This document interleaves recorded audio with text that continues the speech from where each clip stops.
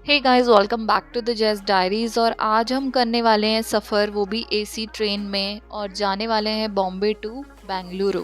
Yes.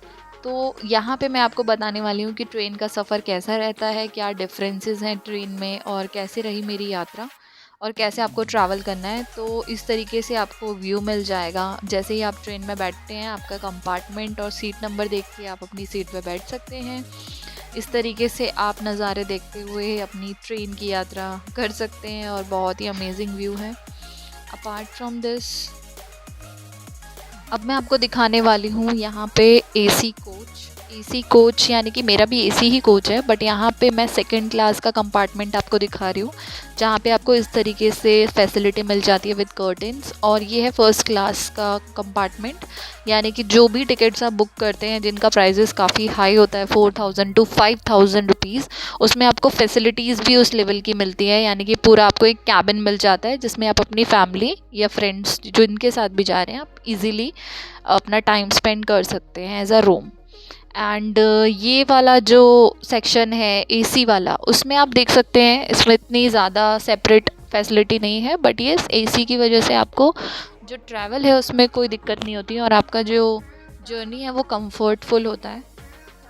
Then आपको मैं बताना चाहूँगी, यहाँ पे आप जो भी है विंडो का स्पेस आप यूज़ कर सकते हैं फ़ोटोग्राफी के लिए और व्यूइंग के लिए। बट यस, कहीं पे भी आपका ओपन डोर या ओपन स्पेस नहीं होता, विंडो भी पूरी पैक्ड होती है। तो जो भी लोग यहाँ पे ट्रैवल करते हैं बिकॉज़ ऑफ एसी, मुझे थोड़ा सा फ्रेश एयर की आदत है, तो मुझे बाहर जाना पड़ता है विद इन 10 आवर्स 5 आवर्स के अंदर, बिकॉज़ लॉन्ग जर्नी है। तो कि पूरा टाइम कोई अंदर नहीं रह सकता है, चाहे वो एसी हो या सुपर एसी हो। बट मुझे तो फ्रेश एयर की ही आदत है मोस्टली। बट यस, इससे क्या होता है कि आपको पता नहीं चलता है कि ट्रैवल कब पहुंच गए। और बॉम्बे टू बैंगलोर का जो जर्नी है गाइस, वो तो ऑलरेडी लाइक 17 to 18 आवर्स का जर्नी है ऑलमोस्ट। और ज़्यादा टाइम अगर आप कैलकुलेट करें, कोई लॉन्ग जर्नी की ट्रेन हो, तो फिर 24 से 30 आवर्स भी लग सकते हैं।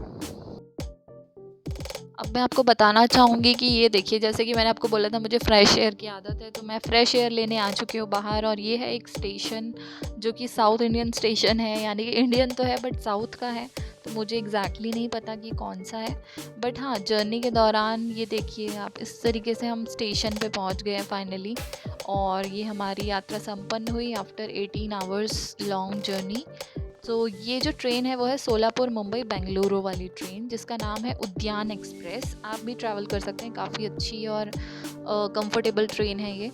और इस तरीके से कुछ बैंगलोर का जो है ट्रेन स्टेशन है, आप देख सकते हैं। तो यहाँ पे मुझे तो लिफ्ट नहीं मिली, किसी को मिली तो पॉसिबल नहीं है, बट हाँ, आपको स्टेयर्स पे चढ़ के ही जाना पड़ता है। और लेफ़्ट और राइट साइड दो रास्ते हैं, तो आपको जब भी आप इन सीढ़ियों से ऊपर चढ़ें, तो आपको राइट ही लेना है मोस्ट प्रोबेबली।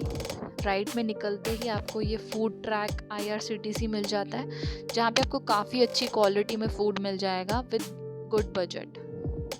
देन अब यहाँ से हमारी मेन जर्नी शुरू होती है। बेसिकली यहाँ पे आपको बाहर निकलते ही काफ़ी सारे लोग अप्रोच करेंगे कैब्स के लिए, ओला भी आप बुक कर सकते हैं, बट काफ़ी एक्सपेंसिव होगा क्योंकि यहाँ पे एक एक लोकेशन काफ़ी दूर है। तो क्यों ना मैंने सोचा कि ट्रैवल किया जाए विद लोकल व्हीकल्स, यानी कि बस से, क्योंकि उससे एक्सप्लोर करने से आपको एक तो नॉलेज भी मिलेगी, प्लस आपको आइडिया भी होगा कि किस तरीके से आपको कम बजट में ट्रैवल करना है। बाहर निकलते ही राइट साइड में थोड़ा सा वॉक करने के बाद आपको ये अंडरपास मिल जाता है। इसके अंदर से आपको एक छोटी सी मिनी मार्केट भी मिलेगी, जैसे कि चर्च गेट के अंदर होती है, सेम वे में। और इसके ही ठीक नीचे से आप बाहर निकलेंगे जब अंडरपास से होते हुए, तो आपको एक बहुत ही बढ़िया नज़ारा मिलेगा, which is the bus stand. और यहाँ पे जो है, जैसे ISBT होता है, वैसे यहाँ पे बेंगलुरु बस स्टैंड रहता है। तो वो आपको काफ़ी ज़्यादा हेल्प करेगा किसी भी लोकेशन पे ट्रैवल करने के लिए। यहाँ पे 1000+ बसेस एक टाइम पे खड़ी रहती हैं गाइस, तो आपको पता होना चाहिए कि आपकी बस कौन सी एग्जैक्टली, तभी आप जा पाएंगे। तो बहुत ही जानकारी के साथ आप पूछने के बाद ही बस में चढ़ें। ये नहीं कि बस स्टैंड है तो कोई भी बस आपको पहुँचा देगी। एक और इम्पॉर्टेंट चीज़ है, यहाँ पे लैंग्वेज का थोड़ा सा इशू है, तो इंग्लिश ही मोस्टली लोग जानते हैं। अगर आप इंग्लिश में थोड़े से ओके नहीं है तो फिर आपको एग्जैक्टली कहीं पे पता होना चाहिए कि किससे बात करनी है। तो जिसको हिंदी आती हो आप उसी से बात करें, ये नहीं कि आप कुछ और सुन के कुछ और लैंग्वेज में कहीं और पहुँच जाएँ। तो please be aware of language also. आप देख लें कि सामने वाला आपकी बात समझ भी पा रहा है कि नहीं, क्योंकि कुछ कुछ लोग होते हैं उन्हें आदत होती है कि नहीं भी पता है तो भी आपको एड्रेस बता देते हैं। तो ऐसा ना हो, मेक श्योर कि आप कम्युनिकेट करें अच्छे से, इंग्लिश हिंदी दोनों में, तो ही आप आगे जाएं, बिकॉज़ हिंदी का थोड़ा सा इशू है यहाँ पे।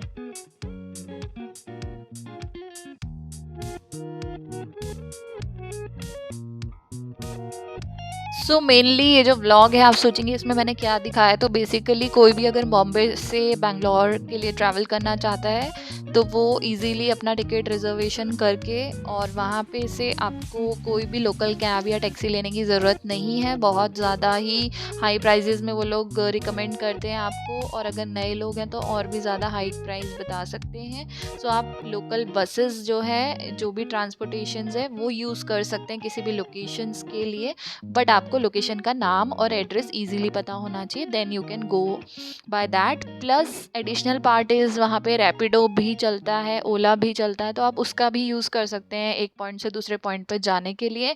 इससे क्या होगा कि आपका ट्रैवल थोड़ा सा ईजी हो जाएगा, कंफर्टेबल हो जाएगा, और आप कहीं भी इधर उधर भटकेंगे या मिसगाइड नहीं होंगे। तो मेरा जो मेन पर्पस था, क्योंकि मैं फ़र्स्ट टाइम यहाँ पे विज़िट कर रही थी और सेल्फ रिसर्च करनी थी मुझे, तो मेरी एक्सपीरियंस से शायद आपको कुछ हेल्प मिल जाए, that's why I am creating this vlog. और कौन कौन सी लोकेशंस मैंने यहाँ पे विज़िट करी हैं वो मैं आपको आगे चल के बताऊँगी।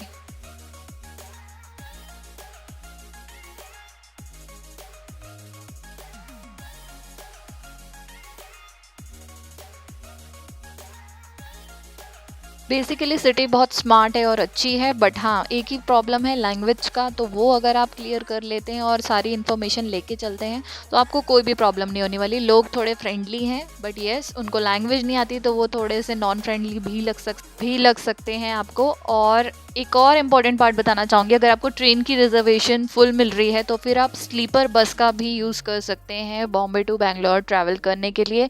ऐसा नहीं है कि सिर्फ ट्रेन से ही आप ट्रैवल करें या बेस्ट ट्रैवल बाय ट्रेन ही आपको मिलने वाला है। अगर सब कुछ फुल है तो ऐसे केस में आप प्राइवेट ट्रैवल बसेस भी बुक कर सकते हैं, स्लीपर बस, जिसमें आपका ट्रैवल काफ़ी कंफर्ट हो सकता है। तो ये ऑप्शन भी मैंने खुद से रिसर्च किया है, तो I'll just going to recommend